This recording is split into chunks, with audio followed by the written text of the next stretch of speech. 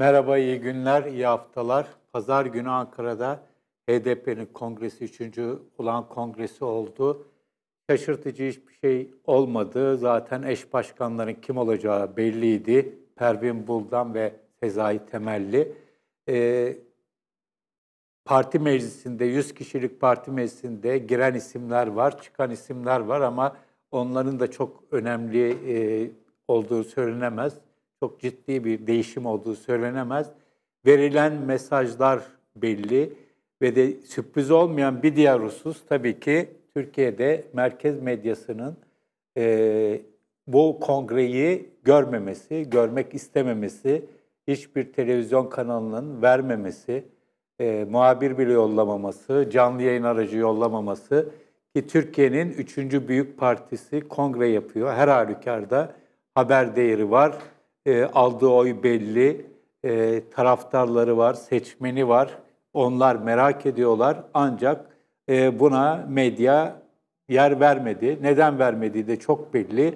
Bu devlet tarafından uygulanan HDP'yi yok sayma, alanını daraltma, her türlü sıkıştırma, engel, gözaltılar, tutuklamalar, milletvekilliklerinin iptali vesaire ve burada çok net bir şekilde görüyoruz ki devlet birçok konuda, medya birçok konuda olduğu gibi burada da devlet çizgisine fazlasıyla riayet ediyor.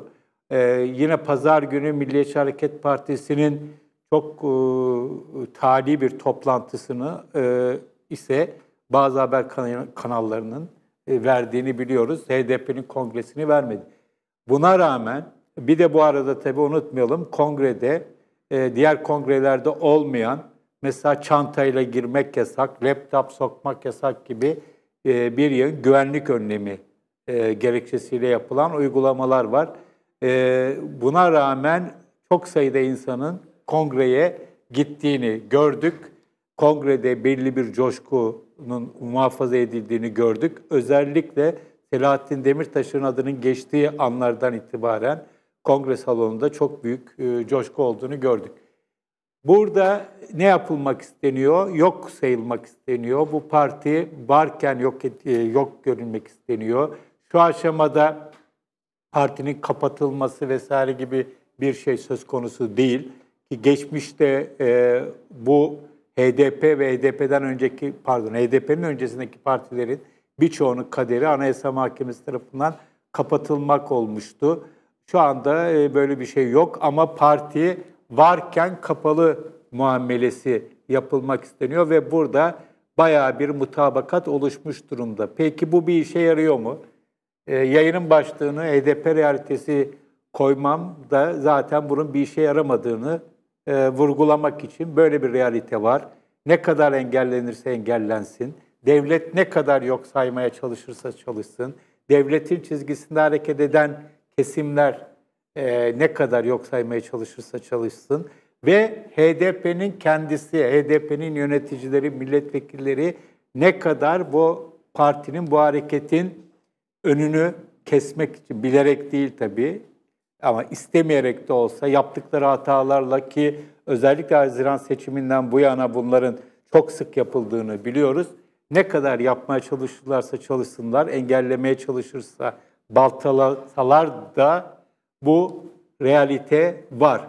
Ve bu realiteyi masaya koyup böyle Türkiye'nin bununla artık beraber yaşaması lazım ve Kürt sorununa çözülmemiş olan ve giderek daha da büyüyen Kürt sorununu çözmeyi tekrardan düşünmesi lazım ve bunun da önemli bir aktörü olarak HDP'yi tekrar Türk siyasetinde aktif, etkili bir aktör olarak devreye sokabilmesi lazım.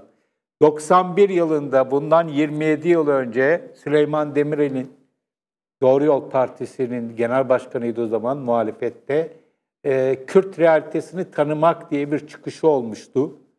Ve o tarihten itibaren Türkiye'de devlet çizgisindeki merkez partileri Kürt sorunuyla yüzleşme, inkar ve red politikasından uzaklaşıp yüzleşme ve kabullenme rotasına girdiler. İnişli çıkışlı bir grafik izlendi. Ama Türkiye Kürt realitesini ve Kürt sorunu realitesini ciddi bir şekilde kabullendi. Bunun AK Parti iktidarında çok daha net bir şekilde görüldüğünü biliyoruz.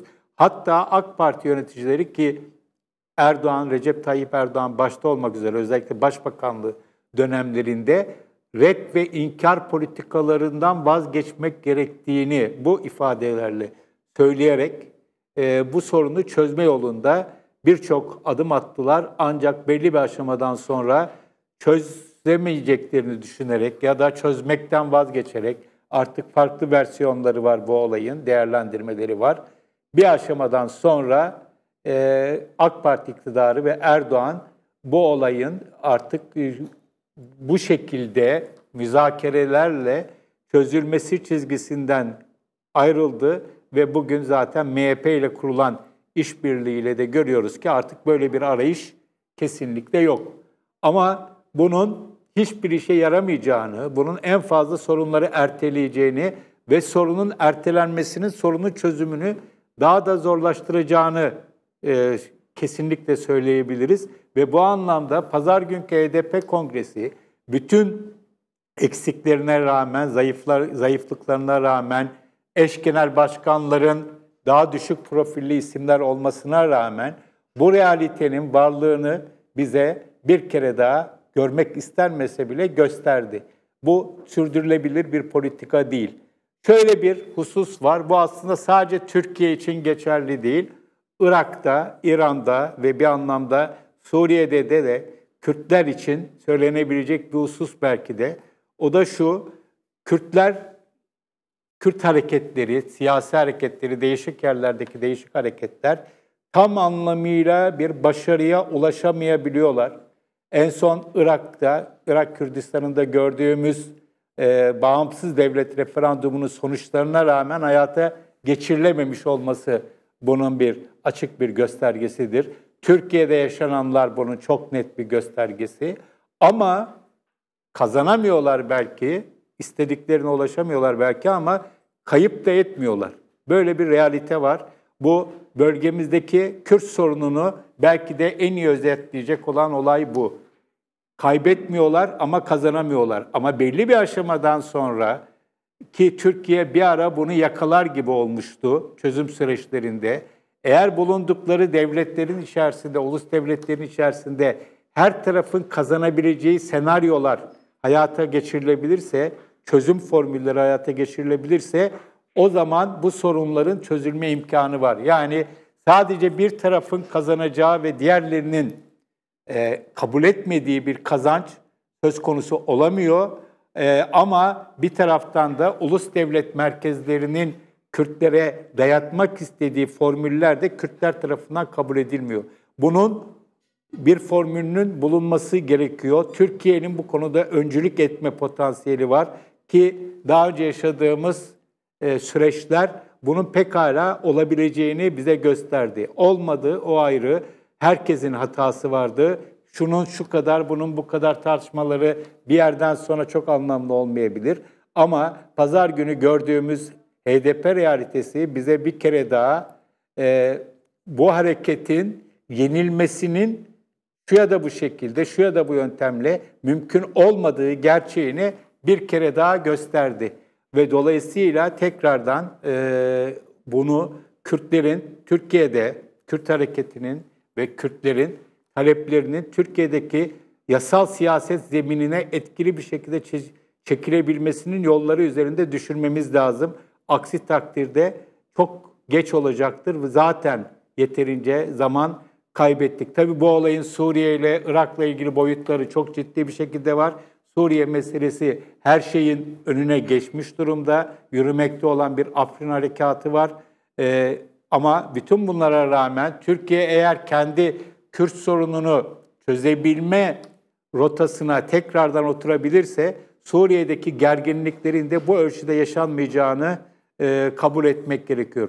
Pazar günü çıkan HDP'nin yeni yönetiminin bir Haziran seçimlerindeki kadar güçlü olmadığı, HDP'nin de bir Haziran seçimleri öncesindeki kadar güçlü olmadığı bir realite. Ama HDP'nin hala gücünü büyük ölçüde koruduğu da ayrı bir realite. görmek istememek, yok saymak, onu yokluğa mahkum etmek olayı bitirmiyor. Tam tersine başlatıyor. Bu şekilde yok sayılan hareketlerin bazı durumlarda eğer kendi kökleri sağlamsa bu yok saymalar, engellemelerin bu hareketleri daha da güçlü kıldığını dünyanın ve tarihin değişik zamanlarında, değişik yerlerde bunun örneğini gördük.